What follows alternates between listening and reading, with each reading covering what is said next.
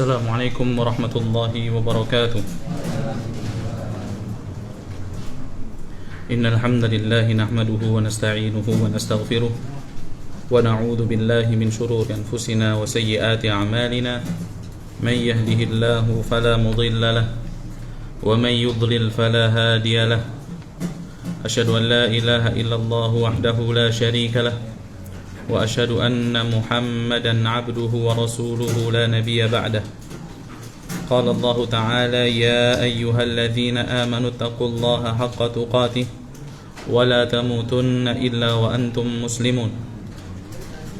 يا أيها الناس اتقوا ربكم الذي خلقكم من نفس واحدة وخلق منها زوجها وبث منهما رجالا كثيرا ونساء واتقوا الله الذي تساءلون به والأرحام إن الله كان عليكم رقيبا.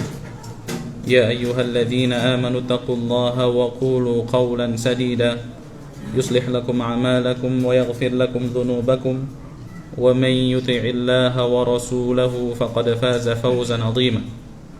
أما بعد فإن أصدق الحديث كتاب الله وخير الهدى هدى محمد صلى الله عليه وسلم وشر الأمور محدثاتها وكل محدثة بدعة وكل بدعة ضلالة وكل ضلالة في النار. Alhamdulillah, segala puji kita panjatkan kehadirat Allah Azza wa Jal yang senantiasa memberikan curahan nikmat karunia kepada kita semua, serta Allah Subhanahu wa Ta'ala senantiasa memudahkan kita untuk senantiasa melaksanakan ketaatan kepadanya. Alhamdulillah, duduknya kita di sini adalah sebagai cara kita untuk memberikan nutrisi kepada hati kita. Sebagaimana seseorang penting untuk memberikan nutrisi kepada jasadnya, kita juga dituntut untuk senantiasa memberikan vitamin dan nutrisi kepada hati kita. Karena betapa banyak manusia yang menghabiskan waktunya untuk mengurusi jasadnya saja, akan tetapi dia tidak memperdulikan permasalahan ruh. Sehingga ada seorang penyair yang mengatakan, ya khadimal jismi kam tas'ali khidmati, wahai budaknya jasad, wahai para budak jasad, berapa lama kalian akan berkhidmat kepada jasad kalian? Banyak manusia yang Masya Allah kalau olahraga itu semangat, ya Masya Allah, angkat beban kuat, ya. Ada yang ikut gym di sini? Mungkin ada yang ikut fitness di sini, atau mungkin hobinya goes. Apa goes? Naik sepeda, ya. Kuat 20 kilo, 30 kilo, ya. Kalau untuk jasad itu Masya Allah, berapapun biaya dikeluarkan, waktu dikorbankan, yang penting jasadnya itu nampak baik. Kam tas'ali khidmatihi, berapa banyak atau berapa lama kalian akan mengorbankan waktu kalian untuk berkhidmat kepada jasad kalian? Atatulubur ribaha fima fihi khusranu, apakah kalian akan mencari keuntungan pada perkara yang dapat mendatangkan kerugian bagi diri kalian? Aqbil ala ruh, maka mulai sekarang kita diperintahkan untuk apa? Memperhatikan tentang ruh kita. Wastakmil fadailaha, dan kita diperintahkan untuk mengeluarkan keutamaan-keutamaan yang dimiliki oleh ruh tersebut. Fa anta bir ruhi la bil jismi insanu, karena kita ini dinamakan manusia bukan karena jasad kita saja, tapi kita dinamakan manusia karena ruh kita. Jadi orang selama ruhnya itu ada di jasad dia, maka dia dipanggil manusia. Tapi kalau ruhnya itu sudah tidak ada, dipanggil apa, Pak? Dipanggil mayat. Ya, telah meninggal, ya, sebut namanya. Tapi kalau ketika orang di atas pusara kemudian memberikan tausiah, ya, maka dikatakan si mayit. Karena apa? Karena tidak ada ruhnya lagi. Jadi kita diperintahkan untuk apa? Untuk memperhatikan ruh kita sebagaimana kita memperhatikan jasad kita. Malah kita diperintahkan untuk apa? Untuk lebih memperhatikan ruh kita ketimbang memperhatikan jasad kita. Salawat dan salam tak lupa kita curahkan kepada junjungan kita Nabi Muhammad SAW, dan semoga salawat tersebut bersambung hingga kepada para keluarga beliau, para sahabat dan orang-orang yang mengikuti beliau SAW di dalam kebaikan. Ikhwatal iman rahimani wa rahimakumullah, insyaallah kita akan berbicara tentang perkara memuliakan tetangga. Karena kita ini sebagai makhluk sosial ya, kita pasti hidup itu bertetangga dengan orang lain. Kita bukan makhluk individu yang hidup sendiri, tapi kita ini hidup secara berkelompok-kelompok. Pasti setiap di antara kita memiliki tetangga, dan Islam memerintahkan seseorang untuk berbuat baik kepada tetangganya. Memang benar, kita diperintahkan untuk berbuat baik kepada siapa saja, berakhlak mulia kepada siapa saja. Sampai Rasulullah SAW bersabda, Inna ahabbakum ilayya wa aqrabakum minni majlisan yawmal qiyamati ahasinukum akhlaqa. Yaitu orang yang paling aku cintai dan paling dekat kedudukannya denganku kelak pada hari kiamat adalah orang yang akhlaknya paling baik. Akan tetapi kita juga ditekankan untuk berbuat baik kepada golongan-golongan tertentu, yang mana golongan tersebut adalah orang-orang yang senantiasa berada di sekitar kita. Kenapa kok kita diperintahkan senantiasa berbuat baik kepada orang-orang yang senantiasa berada di sekitar kita? Karena ketika manusia itu berbuat baik kepada orang-orang yang ada di sekitar dia, maka dia telah menghabiskan waktunya atau menggunakan mayoritas waktunya untuk berbuat baik. Makanya kenapa suami kok dituntut berbuat baik kepada istrinya, kepada anaknya, kepada orang tuanya, misalnya anak kepada orang tuanya, kepada tetangganya, karena kita banyak menghabiskan waktu kita dengan orang-orang tersebut. Na'udzubillah, kalau ada orang yang kemudian ketika bermuamalah dengan orang-orang di sekitarnya, dia mempraktekkan akhlak yang tidak mulia, akhlak yang tidak baik, maka dia telah menghabiskan waktunya atau menggunakan mayoritas umur yang Allah berikan kepada dirinya untuk berbuat buruk.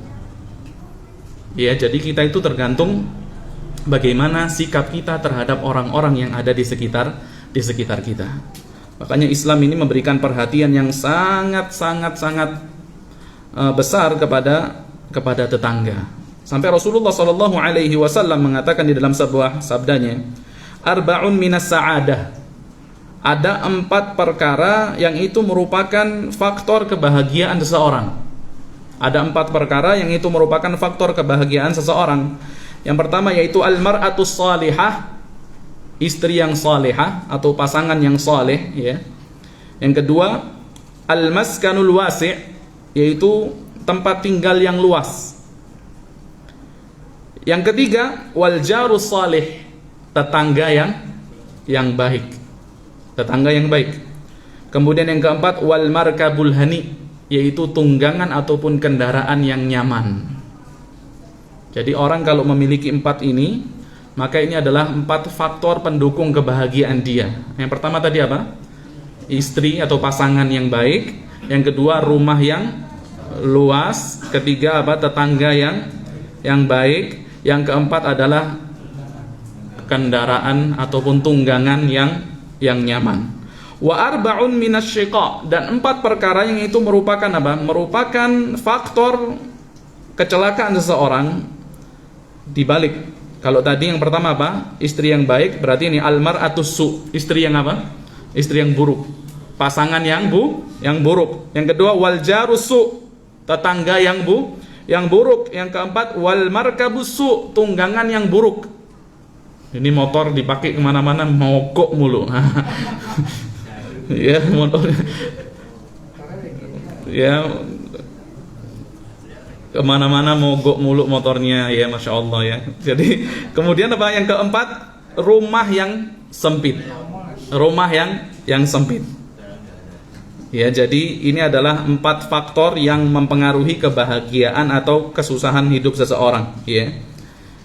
Termasuk di dalamnya disebutkan wal jarus salih, tetangga yang baik. Ya, maka kalau kita memiliki tetangga yang buruk itu ya harus kita introspeksi diri kita. Apakah pernah kita berdoa kepada Allah Subhanahu wa taala agar Allah memberikan kepada kita tetangga yang baik, ataupun menghindarkan diri kita daripada tetangga yang buruk? Sampai Rasulullah SAW mengatakan, Allahumma inni a'udzubika min jarisu. Ini doa yang sering diucapkan Rasulullah, ya Allah, aku berlindung diri kepadamu dari tetangga yang buruk. Sebagaimana seseorang meminta perlindungan diri kepada Allah Subhanahu wa taala daripada pasangan yang buruk, maka hendaknya seseorang meminta perlindungan diri daripada Allah Subhanahu wa taala dari tetangga yang buruk. Alhamdulillah kita kalau sholat kita minta pasangan yang baik, kemudian keturunan yang apa? Yang soleh, kan gitu ya.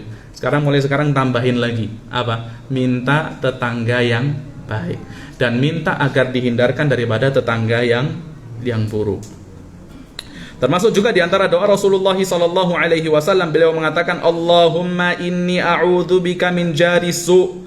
Ya Allah, aku berlindung diri kepadamu daripada tetangga yang buruk. Wa min zaujin tushayyibuni qabla al-mashibi, dan daripada pasangan, daripada istri ataupun suami ya, yang menjadikan aku beruban sebelum waktunya. Nah, Masya Allah. Jadi ada orang yang mungkin diganyang sama pasangannya sampai dia itu cepat beruban. Bukan saya katakan yang beruban ini diganyang sama pasangannya, belum tentu. Tapi ada orang yang pikiran ya terus ya, pikiran terus sama pasangannya, dibuat pikiran terus. Jadi harus kita meminta perlindungan diri kepada Allah Subhanahu wa taala daripada pasangan yang menjadikan diri kita beruban sebelum apa? Waktunya.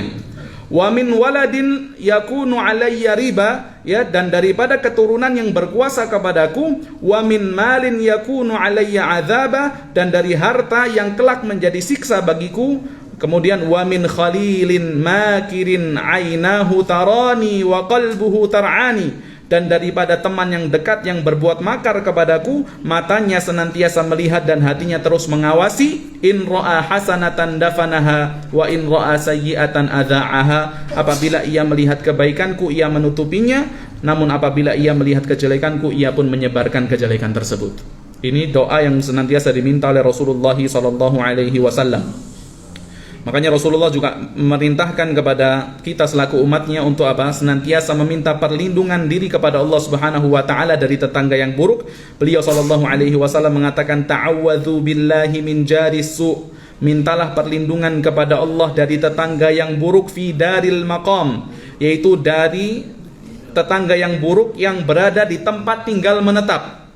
Tempat tinggal menetap. Fa inna jaral badiyati yatahawwalu anka, adapun tetangga al-badiyah, yaitu tetangga yang apa? Yang berpindah-pindah itu, dia akan segera meninggalkanmu. Kalau zaman dulu mungkin orang ya memiliki tetangga itu ada dua modelnya. Ya, tetangga yang tetap tinggal bersama dia di samping dia, atau tetangga yang dari tempat yang lain, mungkin dia bangun khaimah, bangun tenda di sisi rumahnya, di sisi khaimahnya. Maka kalau khaimah ini kan berpindah-pindah, orang bisa kemudian apa? Melepas tendanya kemudian berpindah ke tempat yang lain. Kalau yang ini tidak masalah lah. Kalau buruk bisa jadi Allah ganti dengan yang apa? Yang baik. Tapi kalau tetangga yang tinggal dengan kita, ya, di tempat menetap kita, maka kita minta perlindungan diri kepada Allah Subhanahu wa taala daripada tetangga yang buruk. Allah Subhanahu wa taala telah memberikan ya keistimewaan kepada tetangga kita. Di surat An-Nisa pada ayat yang ke-36, Allah Subhanahu wa taala berfirman, wa'budullaha wa la tusyriku bihi syai'a. Dan sembahlah Allah, janganlah kamu mempersekutukannya dengan sesuatu apapun. Allah memerintahkan kita dengan perintah yang terbesar, yaitu ibadah kepada Allah. Kemudian Allah melarang kita daripada pelanggaran yang terbesar, yaitu berbuat syirik kepada Allah Subhanahu wa taala. Setelah itu Allah Subhanahu wa taala memerintahkan kita berbuat baik, yang pertama kepada kedua orang tua, wabil walidaini ihsana, kepada kedua orang tua, wabizil qurba, kepada karib kerabat, wal yatama, kepada anak-anak yatim, wal masakin, kepada orang-orang miskin, wal jari dzil qurba wal jaril junubi was sahibi bil jambi wa banis sabili wa ma malakat aymanukum. Kemudian kepada tetangga dekat. Nih, disebut tetangga dekat. Tetangga itu dirinci sama Allah. Ada tetangga dekat, ada tetangga jauh. Ya. Kemudian teman sejawat, ibnu sabil, dan hamba sahaya yang kamu miliki. Jadi setelah Allah memerintahkan seorang hamba untuk melaksanakan ya ketaatan yang paling besar, yaitu beribadah kepada Allah, mentauhidkan Allah, kemudian Allah melarang seorang hamba daripada melaksanakan pelanggaran terbesar, yaitu berbuat syirik, Allah perintahkan orang tersebut berbuat baik kepada golongan-golongan yang disebutkan pada surah An-Nisa ayat yang keberapa tadi? 36 ya. Jadi kalau kita ditanya apa sih tetangga itu, siapa sih yang pantas dikatakan sebagai tetangga? Jadi tetangga itu menurut definisi para ulama itu berbeda-beda. Di antara definisi para ulama ada yang mengatakan bahwasanya tetangga itu adalah orang yang mendengarkan azan dan panggilan iqamah untuk melaksanakan sholat. Ya, jadi orang yang mendengarkan panggilan azan dan iqamah dari satu tempat untuk melaksanakan sholat. Masalahnya zaman dulu tidak ada Pak. Tidak ada speaker, tidak ada pengeras suara. Ya, jadi kalau mungkin musalla Fajar Islam ini azan ya, Masya Allah kedengeran berapa RT itu ya, berapa jauh. Tapi kalau zaman dulu enggak, ini cukup orang naik ke atas menara, kemudian mengumandangkan azan ya, yang mendengar panggilan azan tersebut, panggilan untuk melaksanakan sholat tersebut, itu bisa dikatakan tetangga. Ya, itu definisi yang pertama. Adapun definisi yang kedua, yaitu apa? 40 rumah dari setiap penjuru mata angin.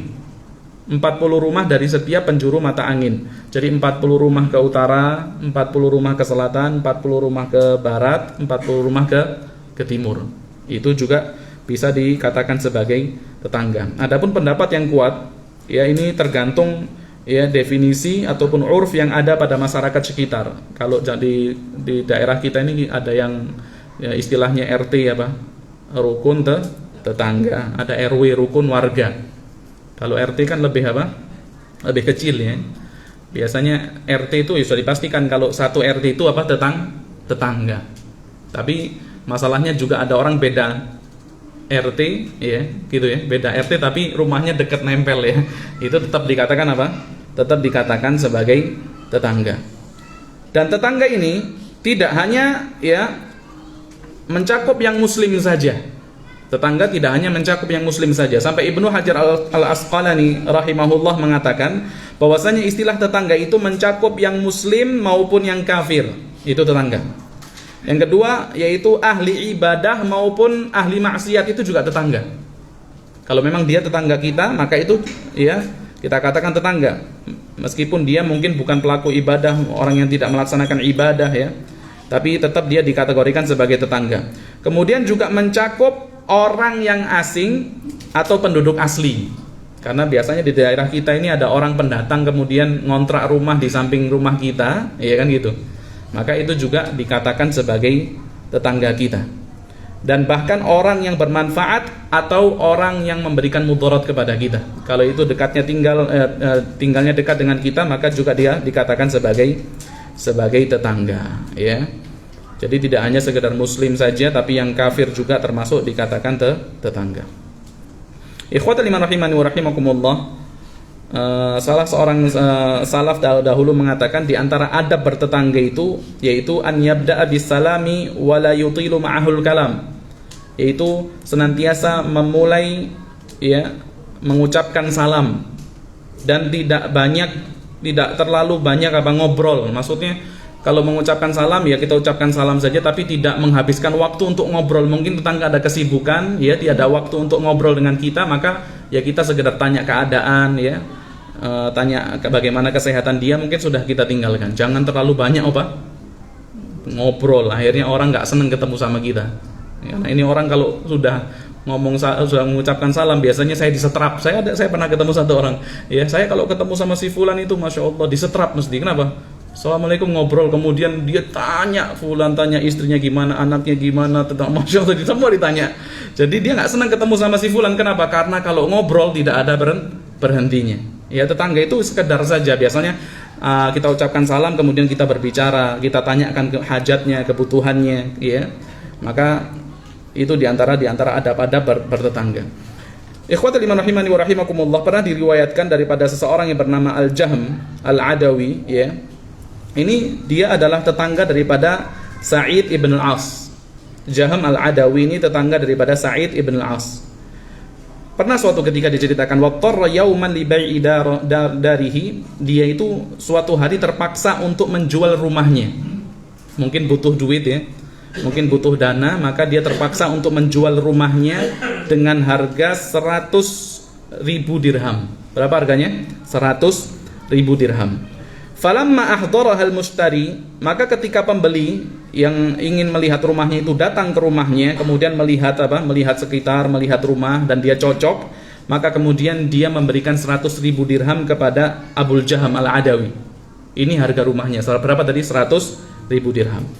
Maka Abu Jahm mengatakan, hadza thamanud dar. Ini harga rumah. 100.000 itu apa? Harga rumah. Fa'atini thamanul jiwar. Kalau gitu sekarang saya minta harganya bertetangga dengan Sa'id ibn al-As. Masya Allah. Jadi dia jual tetangganya.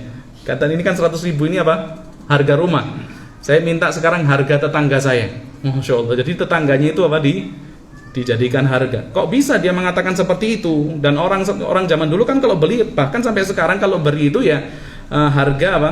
Harga propertinya saja, tidak ada harga tetangga. Kemudian Abu Jaham mengatakan alasannya, ya, dia mengatakan bertetangga dengan Sa'id ibn al-As, ya, bertetangga dengan Sa'id ibn al-As, maka Sa'id ibn al-As itu ya sangat memperhatikan adab-adab di dalam bertetangga. Sangat memperhatikan adab-adab di dalam bertetangga. La ada'u jiwara rajulun in qa'adtu sa'ala anni.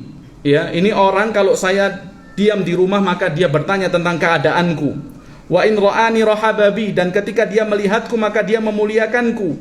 Wa in ghibtu anhu hafadhani, dan ketika aku tidak ada di sekitarnya maka dia menjaga, ya, dia menjaga harga diriku. Wa in syahidtu indahu qarrabani, dan ketika aku hadir maka dia mendekatkan aku daripada tempat duduknya. Dia selalu menunaikan hajatku. Jadi aku tidak akan meninggalkan, ya, bertetangga dengan orang yang seperti ini. Jadi dia itu kalau bisa dikatakan dia itu menyesal menjual rumahnya, maka dia itu buat alasan gimana caranya supaya rumahnya itu tidak jadi dijual, maka dia minta harga bertetangga dengan Sa'id ibn al-As. Maka ketika itu kemudian ditinggal, tidak jadi dibeli rumahnya, dan itu didengar oleh Sa'id bin al-As, maka Sa'id bin al-As memberikan 100.000 dirham kepada Abu Jaham al-Adawi, mengatakan ini adalah uang untukmu, maka tetaplah engkau tinggal di rumahmu. Masya Allah. Jadi tetangganya itu sangat apa? Sangat memperhatikan, ya, Abu Jaham al-Adawi. Akan tetapi ikhwatal iman rahimani wa rahimakumullah, tetangga kita itu memiliki hak-hak yang berbeda. Jadi tetangga itu memiliki hak yang berbeda. Contohnya tetangga yang dekat itu memiliki hak yang lebih besar daripada tetangga yang jauh. Ya, tetangga yang lebih dekat itu memiliki hak yang lebih besar daripada tetangga yang jauh. Makanya Aisyah radhiyallahu anha pernah bertanya kepada Rasulullah sallallahu alaihi wasallam, "Ya Rasulullah, inna li jaraini fa ila ayyihima uhdi?" Ya Rasulullah, aku punya dua tetangga. Kepada siapakah aku memberikan hadiahku? Ya, kepada siapakah yang berhak aku berikan hadiahku? Maka Rasulullah sallallahu alaihi wasallam mengatakan, ila aqrabihima min kibaban, yaitu kepada tetangga yang paling dekat pintu rumahnya dari rumahmu. Ya. Mengapa tetangga yang lebih dekat rumahnya itu kok diperintahkan untuk diperhatikan? Karena dua alasan. Alasan yang pertama, karena tetangga yang dekat itu, ya, tentu mengetahui dan melihat apa yang masuk ke rumah tetangganya. Contohnya, mungkin dia tahu tetangganya itu sedang dapat makanan, mungkin tetangganya itu sedang habis panen, misalnya panen rambutan. Yaitu tetangga yang paling dekat itu pasti mengetahui bahwasanya dia setelah panen rambutan, maka dia berhak untuk mendapatkan rambutan tersebut. Contohnya seperti itu. Atau mungkin tetangga yang dekat ini tentulah dia mencium aroma wangi masakan yang dimasak oleh tetangganya. Ya, karena rumahnya sangat dekat, maka tentulah dia berhak untuk mendapatkan bagian daripada masakan tersebut. Makanya Rasulullah sallallahu alaihi wasallam mengatakan, idza tabakhta maraqatan, kalau kalian memasak sayur lah, maraqah itu kuah, ya, dari daging gitu, maka fa'akthir ma'aha, perbanyaklah airnya, dan berikanlah itu kepada tetanggamu. Tapi jangan diberikan airnya saja, ya. Jangan airnya saja, tapi juga dagingnya lah, seperti itu boleh. Tapi maksudnya apa? Masak yang banyak dan berikanlah hadiah kepada tetanggamu. Kemudian kenapa kok kita diperintahkan untuk berbuat baik, ya, kepada tetangga yang pintu rumahnya itu lebih dekat dengan rumah kita? Alasan yang kedua, tetangga yang lebih dekat tentu lebih cepat memberikan bantuan, ya, jika ada sesuatu yang berbahaya yang ada di rumah kita. Ya, tetangga yang dekat itu pasti akan lebih cepat memberikan bantuan. Saya masih ingat dulu waktu saya kecil, saya main ke rumah teman saya, naik ke kamar dia, ya, namanya anak kecil ya, waktu itu main petasan. Tahu bukan petasan yang suaranya apa? Bukan petasan yang suaranya besar gitu, bukan, tapi petasan yang kayak kembang api gitu ya. Saya masih ingat tuh. Kemudian dibakar, nggak tahu gimana, kita bakar di dalam kamar, kemudian keluar apinya masuk ke kasur. Dan kasurnya itu bukan kasur spring bed kayak punya kita sekarang ini. Kasur dulu kapuk. Masuk itu apinya. Kita lihat, ya Allah, lubang. Anak sekitar umur 6 tahun gitu. Lubang yang kita khawatirkan lubang di kasur itu, bukan api yang masuk di kasur itu. Kata teman saya, gampang, dibalik aja.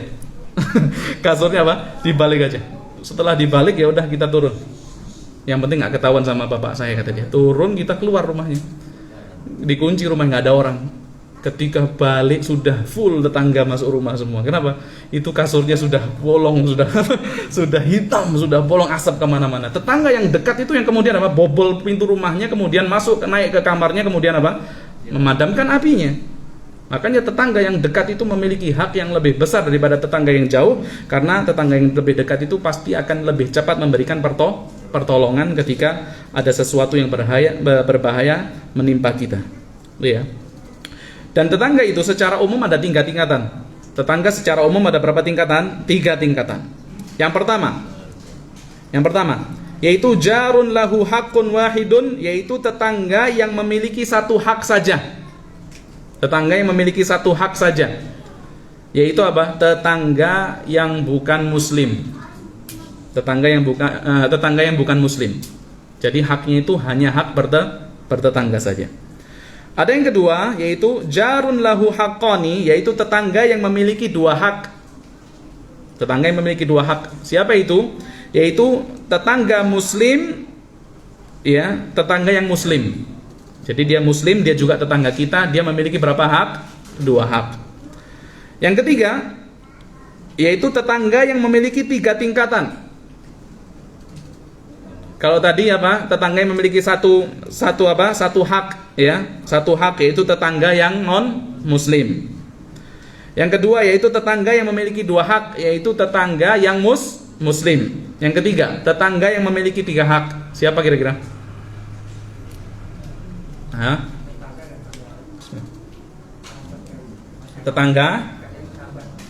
Tetangga dia muslim, dia juga kerabat kita. Itu tetangga yang memiliki 3 hak, ya. Tetangga yang memiliki 3 hak, yaitu tetangga dia juga kerabat kita dan dia juga seorang yang muslim.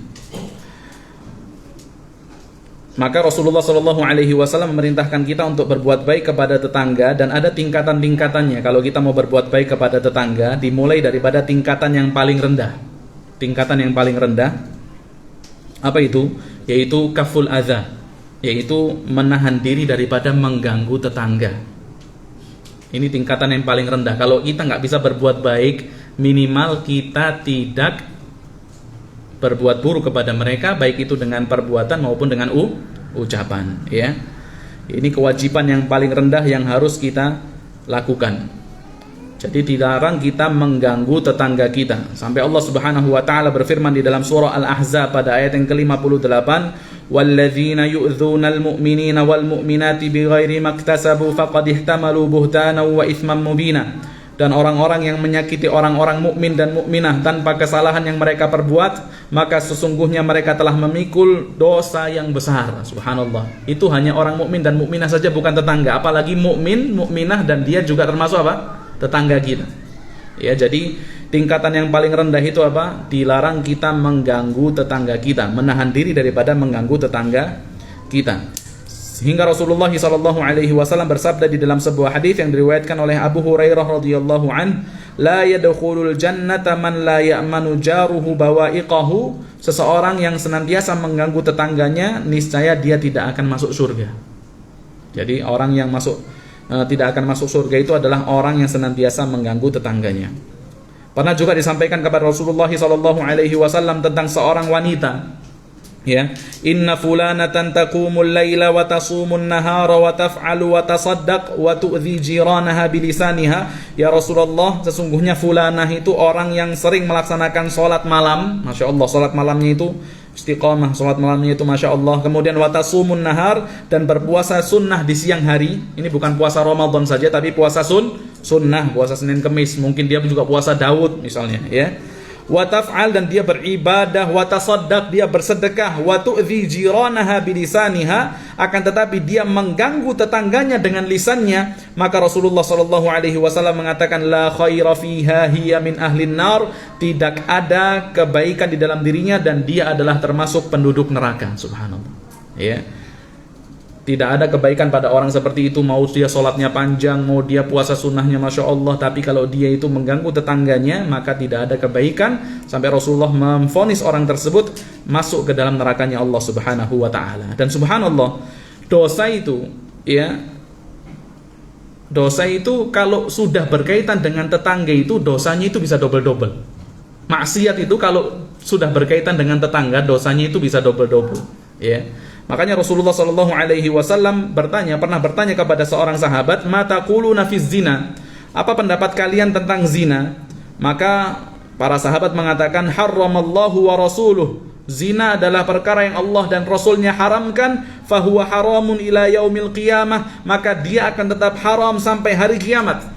Maka Rasulullah SAW mengatakan, la an yazniya ar-rajulu bi asyrati niswatin aisaru alaihi min an yazniya bimra'ati jarihi, yaitu seseorang berzina dengan 10 orang wanita, kata Rasulullah, aisaru alaihi, itu lebih mudah, lebih ringan dosanya ketimbang dia berzina 1 kali dengan istri tetangganya. Tuh. Jadi zina kalau sudah berkaitan dengan tetangga, dosa maksiat kalau sudah berkaitan dengan tetangga itu dosanya bisa double-double, ya. Juga Rasulullah mengatakan, la an yasriqar rajulu min asyrati abiyatin, yaitu seseorang mencuri daripada 10 rumah, aisaru alaihi min an yasriqa min jarihi, itu dosanya lebih ringan ketimbang dia mencuri 1 kali di rumah tetangganya. Wong tetangga itu kita diperintahkan berbuat baik, malah ini curi mencuri barang tetangganya, maka dosanya itu lebih besar. Sampai pernah Rasulullah SAW ditanya, ya Rasulullah, dosa apa yang paling besar? Maka Rasulullah tentulah mengatakan, antusyriku billah, al-isyraku billah, yaitu kalian berbuat syirik kepada Allah Subhanahu wa ta'ala. Kemudian setelahnya apa ya Rasulullah? Maka Rasulullah mengatakan, antaqtula waladaka khasyata an yata'ama ma'ak, yaitu engkau membunuh anakmu karena kamu khawatir anak tersebut makan bersamamu. Padahal ini kan rizkinya sudah dijamin sama Allah. Ada orang-orang yang khawatir kalau anaknya itu akan menjadikan beban bagi dirinya, maka dia bunuh anaknya, maka itu dosa yang besar. Maka para sahabat bertanya, kemudian dosa apa ya Rasulullah setelah itu? Maka Rasulullah mengatakan, antazniya bihalilati jarika, yaitu engkau berzina dengan istri tetanggamu. Ya, jadi saya ulangi, maksiat kalau sudah berkaitan dengan tetangga, itu dosanya bisa berlipat-lipat ganda di sisi Allah Subhanahu wa ta'ala. Itu tingkatan yang pertama. Apa tingkatan yang pertama? Yaitu menahan daripada mengganggu tetangga. Kemudian tingkatan yang kedua. Apa tingkatan yang kedua? Yaitu as-sabru 'alal adza. Kita yang bersabar ketika diganggu sama tetangga kita. Nah, ini kita naik lagi levelnya. Level yang kedua apa? Bersabar ketika diganggu oleh tetangga kita. Macam-macam gangguannya. Contohnya mungkin antum punya tetangga, punya tanaman apa yang biasanya itu daunnya rontok masuk rumah kita. Biasanya tanaman apa itu? Pohon apa? Mangga biasanya ya, mungkin mangga lah, taruh lah. Ini buah mangganya nggak pernah sampai rumah kita, tapi daunnya setiap sore turun ke rumah kita. Itu kalau kita bisa bersabar, misalnya kita kita sapu dan kita ihtisab, kita mengharapkan pahala dari sisi Allah dengan kita bersabar, maka insya Allah kita tiap hari itu, kalau kita lihat itu bukan daun hakikatnya, tapi apa? Pahala yang Allah sediakan bagi kita. Jadi antum nggak dapat buahnya, tapi tiap hari dapat apa? Daunnya. Masya Allah, dapat pahala itu. Kalau kita sabar. Contoh lagi, sabar kalau kondisi kita seperti ini, parkiran susah ya. Ada tetangga kita yang biasanya taruh mobil depan rumah kita. Ya kalau dia bukan kemudian niat parkir, kemudian dia pulang tidur siang, bukan. Maksudnya dia parkir depan rumah kita, nutup pagar kita, mungkin mau pulang ngambil file, mungkin ngambil berkas yang tertinggal sebentar saja. Kemudian kita bersabar, maka itu pahalanya besar di sisi Allah Subhanahu wa ta'ala. Tapi berapa banyak orang coba, kalau dia lihat tetangganya udah parkir depan rumahnya, padahal dia nggak ada niatan keluar rumah, tapi begitu tahu mobil tetangganya parkir depan pagarnya, mulai dia mau ke Indomaretnya pakai mobil lagi. Padahal dia bisa jalan, dia mau keluarin mobil. Dengan niatan apa? Pertama tegur tetangganya dulu. Oh nggak bisa ini kalau kayak gini terus, nggak bisa. Nanti kebiasaan, subhanallah. Maka antum yang di depan pintu rumahnya itu ada tulisan apa, dilarang parkir, gitu kan ya. Ditambahin khusus tetangga, nggak masalah ya, sebentar saja. Tapi kalau parkirnya ya nggak tahu aturan, misalnya parkir jam 2 keluar jam 5 misalnya, nutup pagar kita, ini mungkin boleh kita tegur. Tapi kalau sebentar saja ya, Dan ini dialami oleh beberapa orang, mungkin dia mengambil sesuatu atau mungkin lagi manggil istrinya supaya istrinya nanti keluar dari gang kemudian masuk di mobilnya. Ya itu kan sebentar saja. Maka hendaknya kita bersabar terhadap gangguan tetangga kita. Ya, ini di antara level yang kedua, yaitu sabar ketika diganggu oleh tetangga. Allah Subhanahu wa taala memerintahkan kita di dalam surah An-Nahl, ya, pada ayat yang ke-90 Allah mengatakan innallaha ya'muru bil adli wal ihsan, yaitu sesungguhnya Allah memerintahkan kita untuk berbuat adil dan ihsan. Ini berbeda. Adil dan ihsan berbeda. Adil itu apa? Yaitu kita memberikan hak orang lain dan kita minta hak kita, itu adil. Kita diganggu sama orang, kemudian kita kita balas gangguan dia, tentunya dengan gangguan yang tidak melebihi ya apa yang ditimpakan kepada kita, itu masih dikatakan adil. Tapi ihsan, apa yang dimaksud dengan ihsan pada ayat ini, yaitu surah An-Nahl 90, yaitu seseorang ya berlaku sabar ketika diganggu sama orang lain, itu yang dinamakan dengan ihsan. Jadi antum kalau diganggu sama orang, boleh antum balas, boleh, nggak masalah, ya. Akan tetapi antum harus pastikan balasan daripada gangguan tersebut tidak melebihi daripada sesuatu yang ditimpakan kepada antum. Contohnya antum dikatakan, orang sekarang kan Masya Allah ngomongnya itu bahasa-bahasa pakai hewan-hewan semuanya, anjing misalnya gitu ya. Kemudian antum balas lagi, boleh, nggak masalah. Tapi yang dilarang antum kemudian mengatakan kepada dia, kamu anjing rabies. Nah, ini rabiesnya ini nggak boleh. Ya, jadi rabiesnya ini yang yang mengganggu, yang melebihi daripada gangguan yang ditimpakan kepada kita. Itu yang dinamakan adil. Membalas itu adil masih. Tapi ada tingkatan yang lebih afdol daripada adil, itu? Ihsan, yaitu ngalah.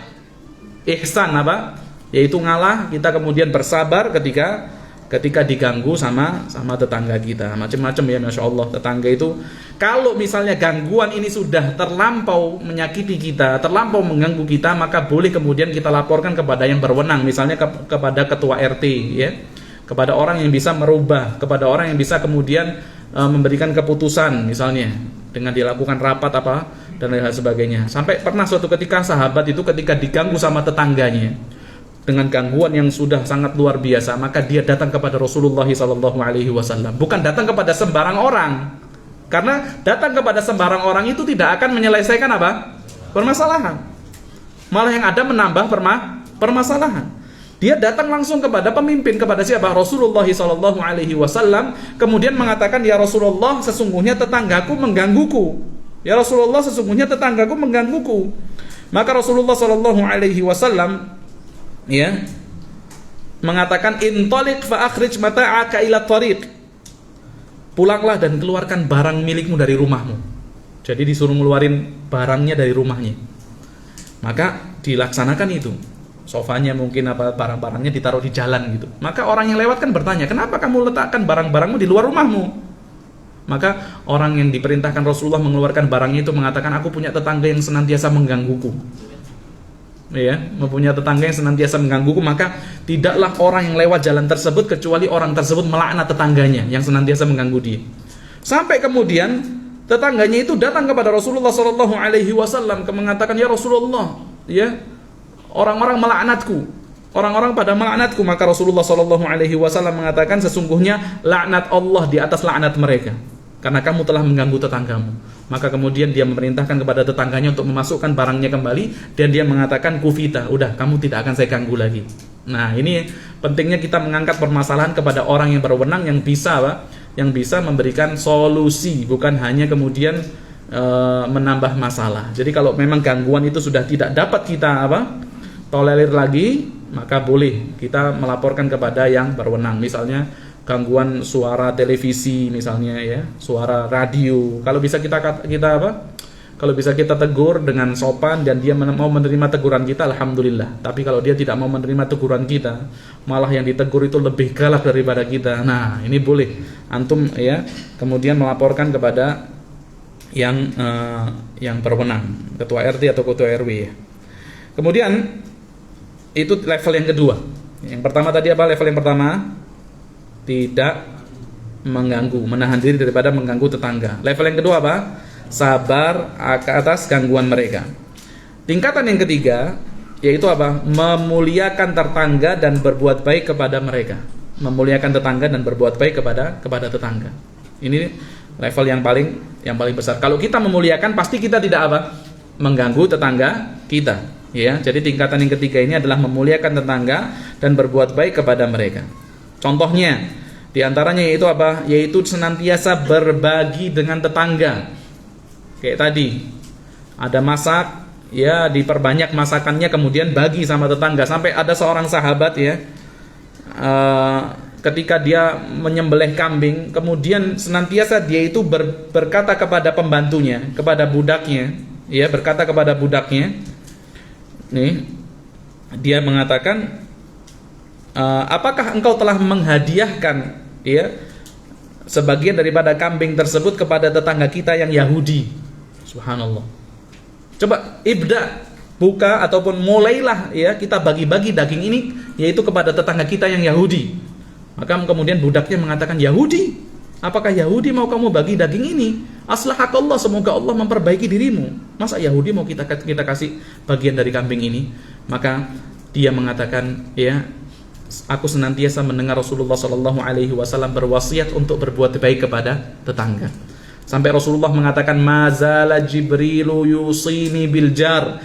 Jibril itu senantiasa mewasiatkan aku untuk berbuat baik kepada tetangga. Hatta dhanantu annahu sayuwarrithu, sampai saya berpikir nanti akan muncul syariat yang memerintahkan kita untuk memberikan sebagian warisan kita kepada tetangga.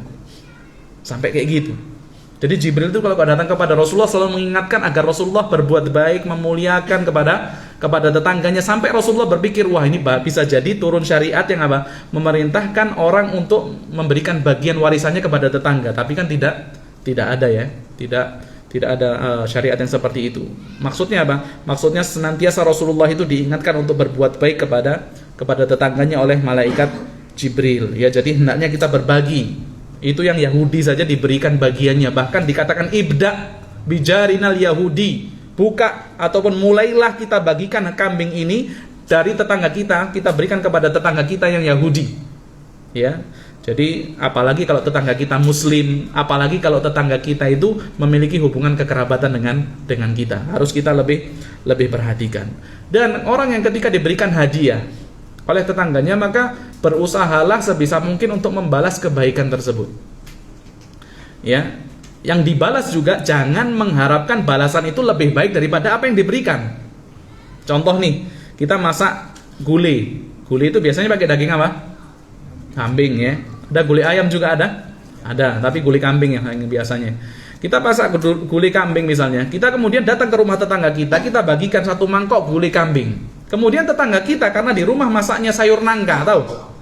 Sayur nangka, mangkok setelah dikosongkan, dia mau kembalikan mangkok dalam kondisi kosong itu enggak senang, maka dia taruh itu sayur nangka itu di mangkok kita, kemudian ya alhamdulillah ini ya saya kasih apa? Sayur juga. Masya Allah, kita pikir nih apa ini, Masya Allah, ini sayur padang ini ini rendang, ini pikir gitu ya. Dibuka, Masya Allah, apa, nangka dicari-cari daging. Ini mana ini dagingnya? Ada nggak dagingnya? Nggak ada. Nah, itu daging nangka ada. Sudah, jangan kita harapkan balasan itu lebih baik daripada apa yang kita berikan. Kalau itu mau kita terapkan bagi diri kita, silahkan. Tapi jangan tuntut orang lain untuk apa? Untuk melaksanakannya. Kalau kita memiliki apa? Memiliki kaedah, pokoknya kalau aku diberi sama orang, saya akan berikan dengan pemberian yang lebih baik daripada apa yang diberikan. Itu terapkan bagi diri kita saja. Jangan tuntut orang lain untuk apa? Untuk melaksanakannya.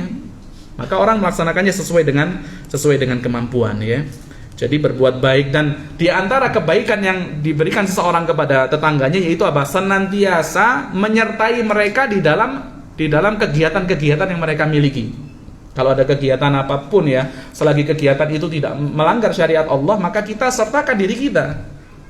Antum tahu nggak? Rasulullah SAW itu kenapa ucapannya kok didengar? Bahkan ketika orang Makkah itu sedang bertikai sampai hampir bunuh-bunuhan di dalam perihal apa? Mengembalikan batu Hajar Aswad, ya, mengembalikan Hajar Aswad ke tempatnya.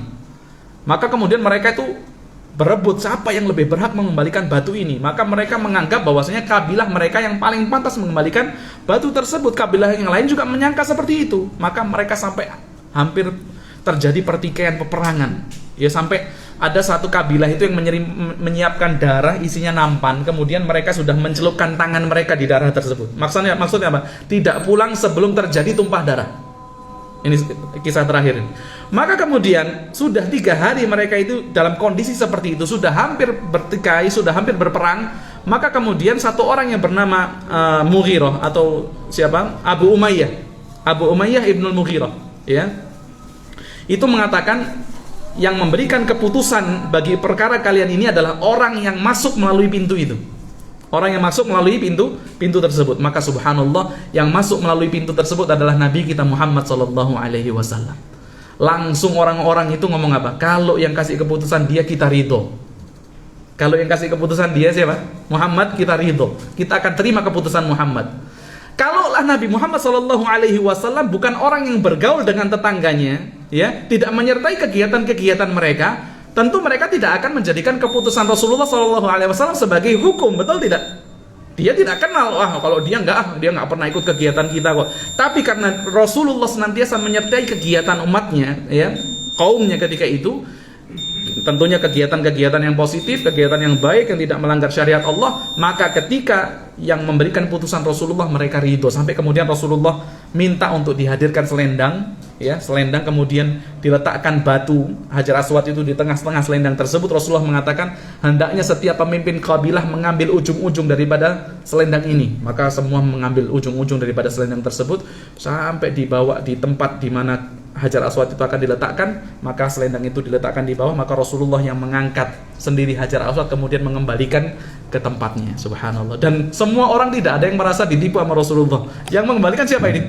Rasulullah. Kan kalau orang kan kok dia yang taruh gitu ya? Enggak. Mereka juga rela ketika Rasulullah mengembalikan Hajar Aswad ini kepada tempatnya. Ini menandakan bahwasanya Rasulullah Shallallahu Alaihi Wasallam adalah orang yang bergaul, adalah orang yang bermasyarakat, adalah orang yang mengikuti kegiatan-kegiatan yang ada pada masyarakatnya selagi kegiatan itu tidak menyalahi syariat Allah Subhanahu Wa Taala. Ya, mungkin sampai di sini apa yang dapat kita sampaikan.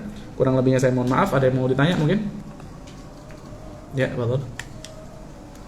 Kalau kita punya saudara di jauh rumahnya, dia butuh pertolongan, yang tetangga juga butuh pertolongan, yang utamakan yang mana? Oke.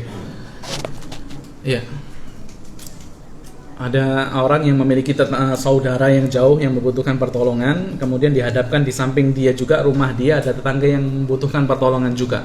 Yang mana yang harus didahulukan dan diutamakan? Kalau misalnya dengan memberikan pertolongan kepada saudaranya, tetangganya ini nggak mendapatkan bagian apa-apa misalnya, atau dengan memberikan pertolongan kepada tetangganya, saudaranya nggak bakal dapat bagian apa-apa, ya, maka dia harus pilih mana yang lebih didahulukan. Tentunya syariat mengajarkan seseorang ketika berbuat baik, ya, kepada kerabat, maka dia mendapatkan pahala yang berlipat-lipat tentunya. Di antaranya yaitu pahala berbuat baik dan pahala dan pahala berbuat baik atau menyambung silaturahim, ya, menyambung rahim, menyambung kekerabatan. Maka nggak masalah dia berikan kepada keluarganya, kerabatnya, karena ya itu yang lebih berhak untuk dia tolong. Tapi kalau misalnya prosentasenya bisa dibagi, misalnya 60 dikasih di keluarganya yang jauh yang membutuhkan dan 40 diberikan kepada tetangganya dari 100%, maka itu lebih baik, ya. Ada yang diprioritaskan lebih banyak, nggak masalah, tapi tetap kita bisa membantu keduanya. Kita bisa membantu kedua belah pihak, meskipun keluarga kita yang jauh ataupun tetangga kita yang dekat. Iya. Baik. Ada lagi? Baik. Masalah kegiatan-kegiatan atau muamalah atau tetangga dalam mengadakan kegiatan seperti kita. Oke. Ya. Jadi yang Rasulullah SAW lakukan ini yaitu segala sesuatu yang dianggap mubah oleh syariat. Kalau mubah maka Rasulullah ikut bergabung. Contohnya apa? Contohnya Rasulullah ikut merenovasi Ka'bah bersama kaumnya. Rasulullah juga ikut mengangkat batu, ya kan? Kita pelajari di bab di sirah itu Rasulullah mengangkat batu, sampai pernah suatu ketika Rasulullah mengangkat batu, diperintahkan oleh pamannya yaitu yang bernama Abbas untuk sarungnya itu diletakkan di pundak beliau sallallahu alaihi wasallam agar melindungi batu tersebut tidak mengenai pundak beliau langsung. Maka Rasulullah sama Allah Subhanahu wa taala dijadikan pingsan, ya. intinya apa, Rasulullah itu tidak dibiarkan bahkan untuk membuka auratnya di depan umum saja.